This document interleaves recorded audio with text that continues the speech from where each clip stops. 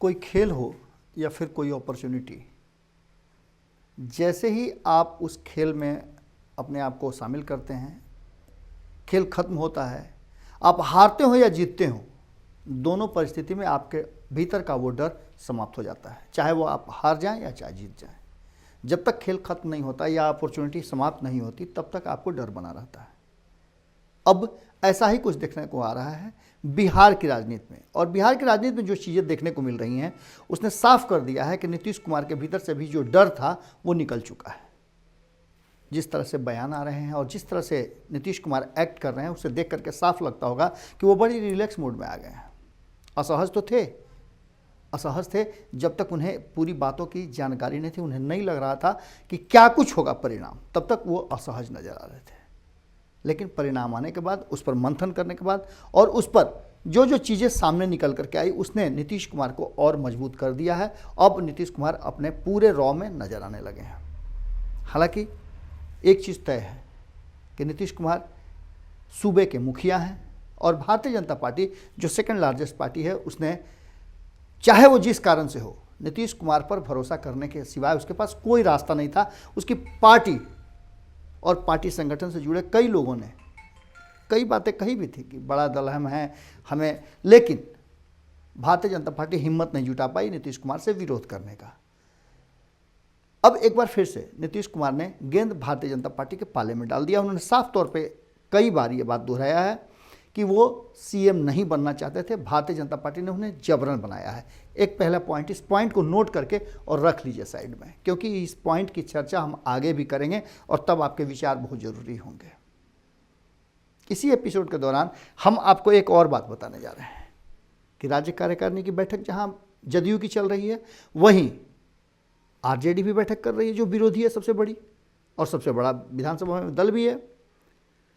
वहीं अगर second largest party और नीतीश कुमार की सहयोगी की बात करें बीजेपी की, तो वो प्रशिक्षण शिविर चला रही है राजगीर में। इन सब के बीच में आपको बता दें कि मंथन का दौर ऐसा नहीं है कि बाकी सब दलों में नहीं हो रहा, सभी दलों में हो रहा है। और तब जबकि चुनाव जैसे माहौल बनने लगे हैं और नीतीश कुमार ने साफ तौर पे कुछ बातें ऐसी कही हैं जिसका संकेत कुछ अलग दिशा में जा रहा है।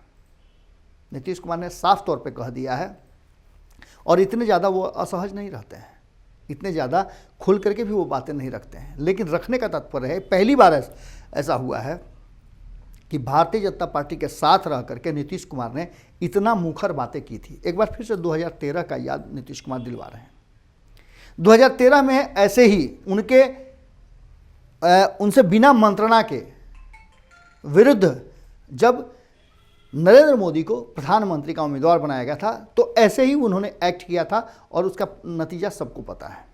एक बार फिर से जिस तरह की बातें वो कर रहे हैं, उनका कहना है कि मंत्रिमंडल के विस्तार में वो इतना देर अब तक कभी नहीं किए।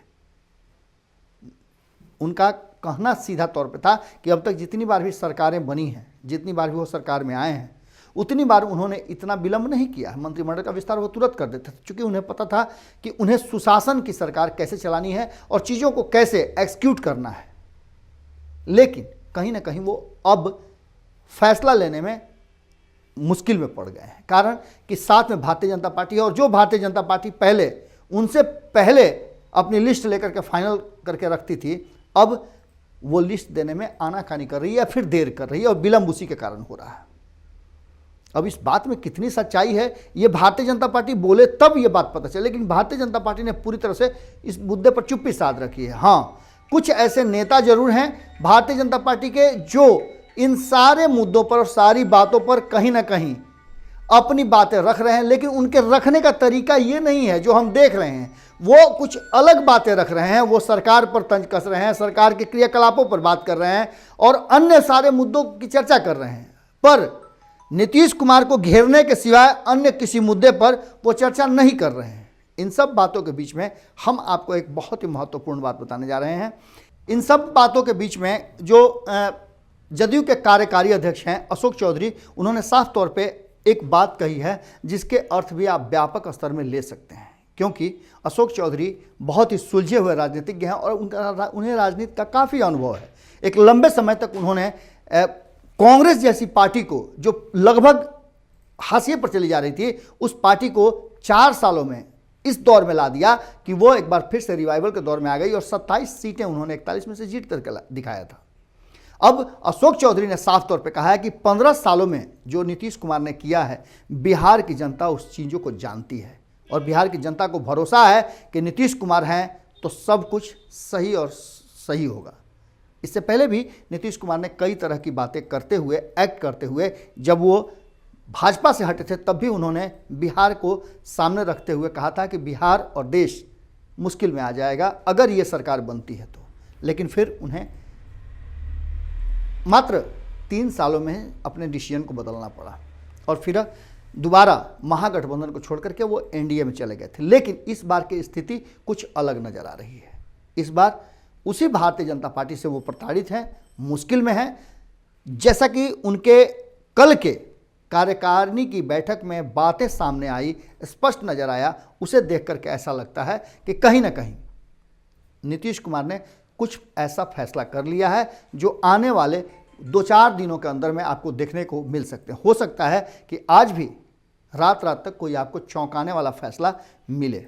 इस बीच में आपको बता दें कि आरजेडी भी पूरा कमर कस के तैयार है और आपने सुना ही होगा, भारत लाइव पे हमने लगातार आपको दिखाया है कि किस तरह से आरजेडी के राष्ट्रीय महासचिव आलोक मेहता ने स्पष्ट तौर पे कहा है कि मध्यावधि चुनाव अवश्यंभावी है। अब इन सब बातों को लेकर के आप इतना तो मान के चलिए कि एक बार हो सकता है फिर, जैसा कि कल हमने आपको बताया था कि अभी पिछले चुनाव के दाग छूटे नहीं हैं, एक बार फिर से चुनाव की तैयारियां आपको करनी पड़ सकती है और फिर से अपनी सरकार चुनने के लिए आपको वोट देने पड़ सकते हैं। देखना होगा कि इस कार्यकारिणी की बैठक के बाद क्या कुछ निर्णय निकल करके आता है। तब तक के लिए आप हमारे साथ बने रहें और वो यूपीआई नंबर है, उस पर आप हमारा सहयोग भी कर सकते हैं, क्योंकि बड़े बड़े लोगों के पास बड़ी बड़ी बातें हैं। कई लोगों के कई आका हैं, हमारे तो आका आप ही हैं। अगर आप हमारे परिवार के सदस्य होते हुए हमें सहयोग करेंगे तो आपका ये सच का दिया जो है वो और रोशन होकर के टिमटिमाता नहीं, लौ के साथ जलता रहेगा। मिलते हैं, नमस्कार। अगर ये वीडियो पसंद आई और वह बिहार के राजनीति और बिहारियत से सरोकार रखेनी तो सब्सक्राइब बटन दबा के चैनल के सब्सक्राइब कर ली। ओजे एगो घंटी बा, ओकरा बटन दबा देला से कुल सटीक और मारक खबर रुआ मुफ्त में मिल जाई। अगर रुआ पत्रकारिता के हमनी के नया प्रयोग में सहयोग कर चाहतानी तो ज्वाइन बटन दबा दी। पेटीएम नंबर नोट कर ली 9386816700। धन्यवाद।